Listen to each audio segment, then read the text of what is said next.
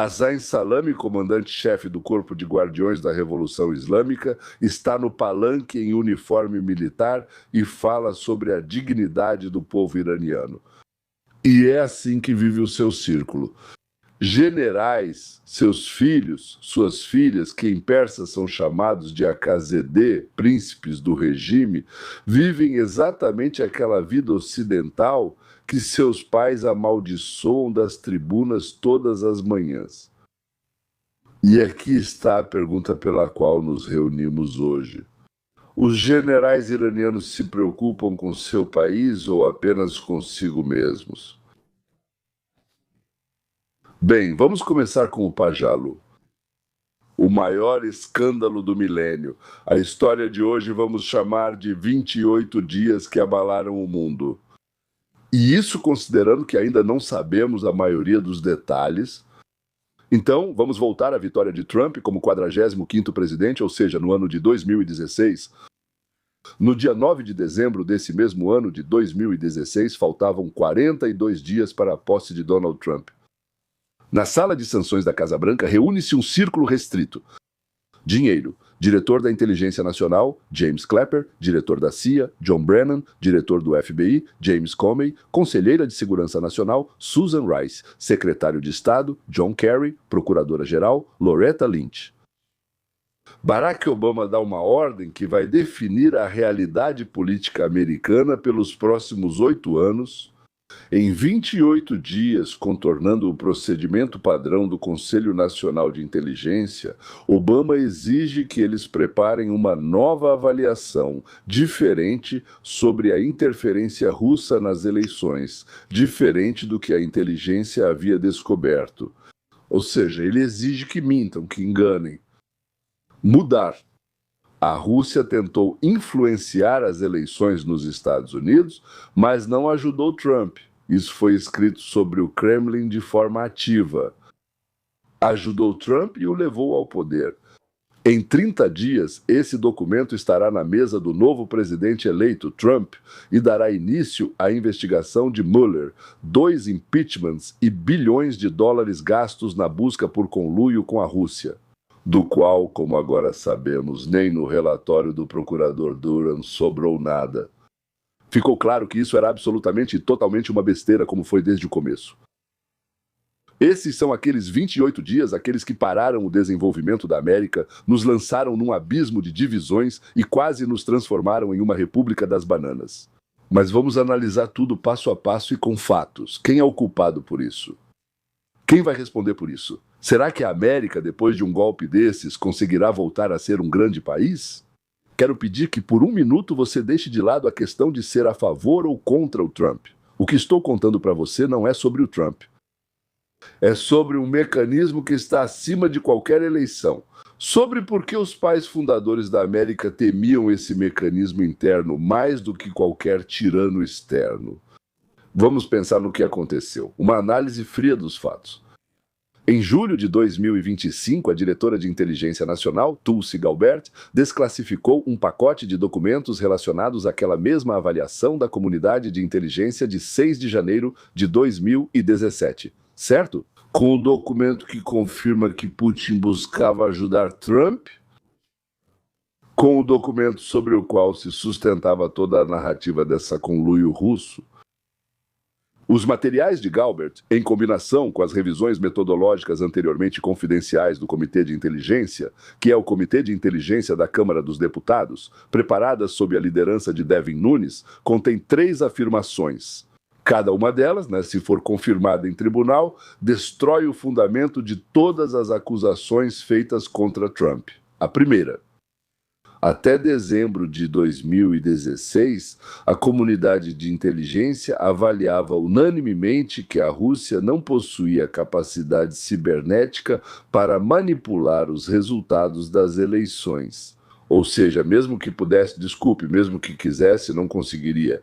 E o segundo, a Rússia provavelmente não tentou influenciar as eleições por meios cibernéticos.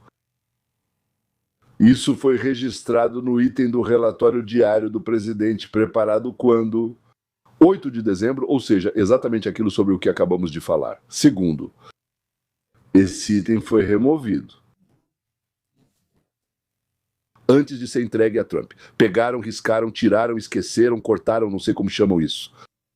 Terceiro, em 30 dias a linha analítica virou para o lado oposto. Ou seja, a inteligência relatou uma coisa. A inteligência, ou seja, todas as agências de inteligência dos Estados Unidos chegaram à mesma opinião. Não havia nada. E agora prometo, vou contar para vocês algo sobre o qual a grande mídia, a imprensa tradicional, cuidadosamente silenciou. Isso não é uma suposição, não é teoria da conspiração, isso está registrado em um relatório de inteligência, não de uma só, mas de várias agências de inteligência, assinado por analistas profissionais da comunidade de inteligência. Ao relatório oficial de inteligência dos Estados Unidos foi anexado um dossiê de Steele. Ou seja, a suposta investigação, na verdade, é uma mentira paga pela equipe de campanha da Hillary Clinton. Bem, uma fantasia e mentira reunidas. O próprio FBI reconheceu isso, bem como eles escreveram, como não verificado. Ou seja, eles não disseram que era falso, apenas não verificado. Bem, conseguiram verificar, e só isso. Foi anexado, né, apesar das opiniões diretas dos analistas profissionais. Isso é a primeira coisa. Aqui está a segunda, que considero ainda mais importante. Parecer divergente da Agência de Segurança Nacional. Parecer divergente do único órgão que tem capacidade técnica para verificar a conclusão sobre as intenções do Kremlin. Porque é justamente esse órgão que faz a interceptação de sinais. Ela foi, como está escrito lá, atenuada. A NSA atribuiu ao principal resultado sobre as preferências de Putin, ou seja, de Putin por Trump, a avaliação de confiança moderada. Ou seja, na verdade não temos nenhuma certeza sobre isso. Pensem bem, a única agência tecnicamente capaz de saber a resposta estava insegura. O dossiê da oposição, pago pelo lado perdedor, foi anexado à avaliação oficial contra a vontade de seus autores. Como descobrimos depois, nem a fonte, ou seja, como é mesmo o nome dele, Dieschenko, acho que é assim, Steele, não faziam a menor ideia de como isso seria usado, pediram para eles fazerem algo, tipo mentir, inventar um monte de coisas. Eles inventaram várias mentiras, entregaram, depois disseram que não esperavam que fosse tão longe e acharam que seriam punidos, mas ninguém foi punido. Tudo isso em 28 dias, pulando o procedimento padrão por ordem direta do presidente que estava saindo, o que ele achava de Trump. Adivinha, indica, odeia e o resto vocês podem imaginar. Por que isso é mais importante que a disputa entre democratas e republicanos? É aqui que começa o principal, o motivo pelo qual estou fazendo este discurso. Andrew Galambos, astrofísico, fundador do Free Enterprise Institute em Los Angeles, em suas palestras sobre ciência volitiva, formulou aquilo que os pais fundadores americanos sabiam de forma intuitiva. Mas não conseguiram consagrar isso na Constituição. Государство. O Estado, diziam eles, não é um árbitro neutro que protege a liberdade do nada. É um aparelho que, ao obter o monopólio da coerção, da força, das armas, inevitavelmente começa a usá-lo contra a liberdade. Dezembro de 2016. Não é uma conspiração dos democratas contra os republicanos. Não. Estruturas. Naturalmente, isso é muito mais sério. São os serviços de inteligência das polícias secretas, todo tipo de forças de segurança. Essas forças de segurança, existindo sem restrições procedimentais rígidas ou duras, como seria melhor dizer em russo, se transformam de instrumento em jogador. Eles agora não ajudam, não impedem, certo? Agora eles jogam o próprio jogo. E não importa quem está no poder, não importa a quem esse aparato, por assim dizer, ajuda ou atrapalha a eleger ou não eleger. O importante é que algumas pessoas em uma sala passaram a ter a possibilidade de escolher quais versões da realidade chegarão a milhões de cidadãos que já votaram. Bem, assim como na Rússia escolheram o Putin, né? 3 pessoas decidiam quem o povo teria permissão para escolher. Então, Tatiana Tchaichenko, que é filha do Yeltsin, Valentin Yumashev, e agora não consigo lembrar, era o Berezovsky ou o Chubaev, né? As versões, como se diz, divergem, na minha cabeça está meio confuso, mas os dois primeiros, com certeza, o terceiro, realmente não lembro quem era. Então, 8 pessoas reunidas pelo Obama na sala de situação não gostariam que alguém fizesse algo assim com o presidente que eles mesmos elegeram. Mas fizeram isso com aquele que foi escolhido por outros, ou seja, quem o país escolheu. Claro, haverá objeções, contra-argumentos, e eu sou obrigado a apresentá-los. O relatório bipartidário do Comitê de Inteligência do Senado, volume 5, publicado em 2020, acho que em agosto, assinado, entre outros, pelo então senador Marco Rubio, confirmou o fato das operações de influência russas. Invasão dos servidores do DNC, vazamentos pelo Wikileaks. Isso não é invenção. A Rússia realmente conduziu uma operação de informação, uma operação funcional contra as eleições americanas, contra os capitalistas. Mas entre a Rússia ter conduzido operações de influência e Putin ter escolhido pessoalmente Trump como presidente dos Estados Unidos, eu diria que há, digamos, um pequeno abismo. O primeiro é um fato operacional. O segundo é uma atribuição psicológica que exige provas. Elas não existiam naquela época e não existem agora. Foi exatamente esse abismo que Obama fez a inteligência atravessar em 28 dias. Bem, e o que vem depois você deve estar se perguntando, né? O caso foi enviado ao Ministério da Justiça. A ex-procuradora-geral dos Estados Unidos, Pam Bondi, reuniu um grande júri para investigar as ações de Brennan, Comey e outros. O escritório de Obama imediatamente emitiu, portanto, uma refutação pública realmente muito rara, sem, repare, refutar nenhum documento, fato ou argumento específico. Veremos como isso vai acabar. Mas lembre-se de uma coisa. Se os Estados Unidos conseguirem conduzir essa investigação de forma honesta, não como uma vingança partidária, mas como uma auditoria processual do que aconteceu com suas próprias agências de inteligência em dezembro de 2016, então teremos um precedente que nunca tivemos antes. Que precedente é esse, senhores? Pode parecer uma coisa pequena para vocês. Acreditem em mim, não é pouca coisa. É o precedente de responsabilizar o aparato. A nomenclatura do Estado profundo. A responsabilidade diante dos cidadãos. Isso nunca aconteceu antes. Nunca. Isso não será uma vitória dos republicanos sobre os democratas. Será uma vitória da República sobre o aparato. Se a investigação for abafada ou transformada em um show, sim, teremos de novo em dezembro de 2016 e na próxima vez também. Com outros nomes, outro alvo, até que a própria ideia de eleições se torne apenas uma decoração. E as decisões serão tomadas por 3 pessoas, como na Rússia, ou 8, como na América. Pessoas que se reuniram em um gabinete tranquilo, agradável, pacífico e maravilhoso. Por isso peço a vocês 3 coisas. Primeiro, leiam os documentos vocês mesmos. Gabbard os desclassificou e publicou na internet. Não acreditem nem em mim, nem na CNN, nem na Fox. Abram a revisão metodológica e leiam página por página. Ela está escrita em inglês. Primeiro, a linguagem é acessível para qualquer pessoa alfabetizada.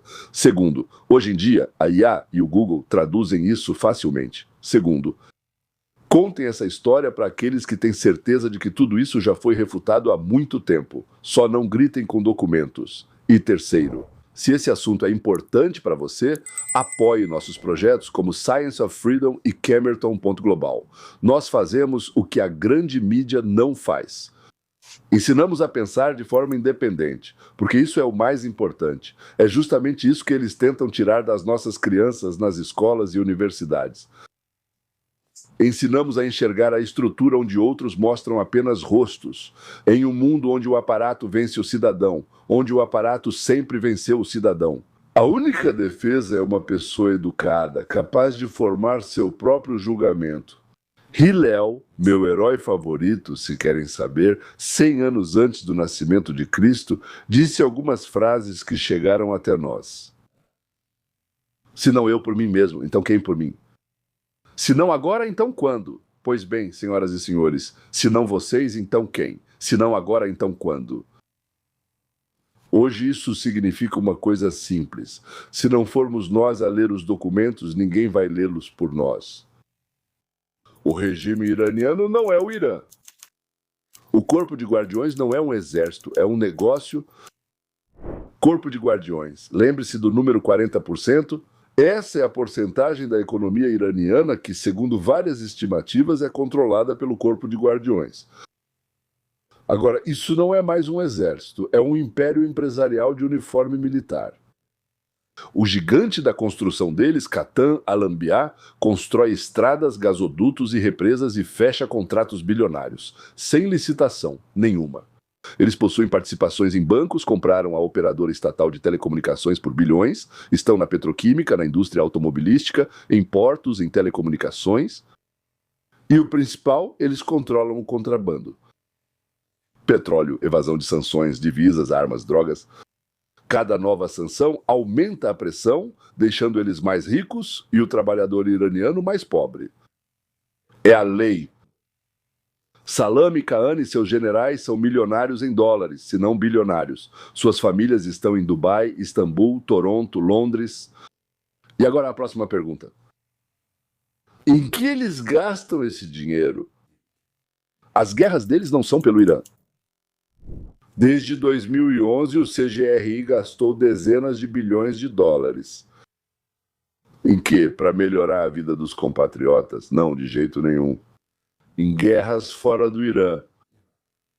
Na Síria, salvaram Bashar Assad ao custo de 500 mil de vidas sírias. No Iraque, mantém milícias xiitas, um exército paralelo. No Líbano, financia o Hezbollah com dinheiro, armas e especialistas. No Iêmen, fornecem mísseis aos Houthis. Em Gaza, financiaram o Hamas até 7 de outubro de 2023 e continuam financiando aqueles que restaram até hoje. E o que está acontecendo dentro do Irã nesse meio tempo? O real iraniano, a moeda deles, em 2010 era 30 mil reais por $1. Hoje é 1 milhão de reais por dólar. Na verdade, já é até mais. As economias de toda uma geração viraram pó. O desemprego entre os jovens é superior a 25%. Secas. Desperdiçaram os reservatórios de água, cortaram a eletricidade. Milhões de iranianos instruídos, cientistas, engenheiros e médicos estão fugindo. Isso não é uma fuga de cérebros, é um êxodo em massa. Pergunte a um trabalhador em Isfahan se ele gostaria que seus impostos fossem usados para comprar mísseis para o Hezbollah. Não. Ele não gostaria. E agora vem a parte mais difícil deste vídeo. Lembre-se do que vou dizer a seguir. Esta é a resposta para a pergunta. Eles se importam com seu próprio povo? Eles atiram no próprio povo. Ano de 2009, Movimento Verde. Centenas de milhares nas ruas de Teherã, a Guarda Revolucionária e a milícia Basij atiram a queima-roupa, prendem e torturam. 2017 e 2018, protestos econômicos em dezenas de cidades foram reprimidos. Novembro de 2019, protestos contra os preços da gasolina. O regime desliga toda a internet no país para que o mundo não veja. Reuters e defensores dos direitos humanos estimam que mais de 1.500 pessoas foram mortas em uma semana. Ano de 2022. Mahsa Amini, uma jovem curda de 22 anos, morre sob custódia da polícia da moral por usar o hijab de forma inadequada. Неправильно надетый hijab. O Irã explode. O slogan Zan Zendegi Azadi significa mulher, vida, liberdade. 500 mortos, incluindo crianças. Foram cerca de 20 mil prisões e execuções públicas, com manifestantes enforcados em guindastes e deixados lá por dias, para que os outros vissem e ficassem com medo. Isso não são ações de pessoas que protegem seu povo. Essas são ações de pessoas que se protegem do próprio povo. Lembre-se dessa frase. Ela é a chave para tudo no Irã. E o que o próprio povo iraniano quer? Agora vem a reviravolta. É por isso que estou fazendo este vídeo. Existe uma pesquisa independente holandesa-iraniana, feita pelo Gaman. Eles realizam essas pesquisas anônimas dentro do Irã, e aqui está o que eles descobrem ano após ano. 80% dos iranianos querem a separação entre religião e Estado. No mínimo 70% são contra o hijab. A maioria quer relações normais com os Estados Unidos e com Israel, com o mundo em geral. A maioria é contra o programa nuclear, especialmente o militar. Os iranianos são uma das civilizações mais antigas. Ferdowsi, Hafez, Saadi, cientistas, médicos, engenheiros, um povo que deu ao mundo o xadrez e a álgebra, e o primeiro decreto da história sobre liberdade religiosa. Ciro, o Grande, há 2.500 anos atrás, o melhor amigo dos judeus, aliás. Esse povo, os falantes de Farsi, os persas, não querem o que seus governos fazem, mas o povo está como refém dos seus mulás. Irã e o regime iraniano são duas coisas diferentes. Conceitos do povo, apenas pessoas vivendo na mesma geografia. Princípio de Galambas. Andrew Galambas, fundador da ciência da vontade que eu já mencionei, descobriu uma lei que explica tudo o que acabei de contar. Os sistemas coercitivos do Estado, baseados na violência em vez de acordos voluntários, se comportam de maneira previsível. Aqueles que controlam o aparato de coerção, em primeiro lugar, cuidam de si mesmos e de suas famílias. Em segundo lugar, constroem uma base ideológica que justifica sua posição. E só em terceiro lugar, ocasionalmente, fazem algo pelo país. O regime iraniano é simplesmente um exemplo clássico dessa lei. O islamismo xiita, a exportação da revolução, morte à América, morte a Israel, isso não é o objetivo. Isso é apenas uma embalagem legitimadora. Por baixo disso, há enriquecimento pessoal e manutenção do poder. E nada mais. Nada mais. O grande Hillel disse de forma sucinta: não faça ao próximo aquilo que você mesmo detesta. Os generais iranianos fazem ao seu povo exatamente aquilo que eles mesmos não gostariam que alguém fizesse com eles. E chamam isso de, você adivinhou, defesa da nação. E agora, porque eu ainda sou otimista, toda tirania se mantém não do jeito que te disseram, não é sustentada por baionetas. Ela se sustenta na fé dos seus executores em sua justiça. Quando os executores perdem a fé, a tirania cai em dias. A União Soviética, na Alemanha Oriental, Ceausescu na Romênia, todos desmoronaram assim que o aparato deixou de acreditar, deixou de estar convencido. E o regime iraniano já não acredita mais em si mesmo. Os próprios filhos deles vivem no Canadá. O dinheiro deles está em Dubai. Os generais deles transferem ativos mostrando que não estão dispostos a morrer por uma ideia. Esse é o comportamento de quem está fazendo as malas. E embaixo há uma nação inteira, antiga, instruída, educada, que se lembra do que é liberdade.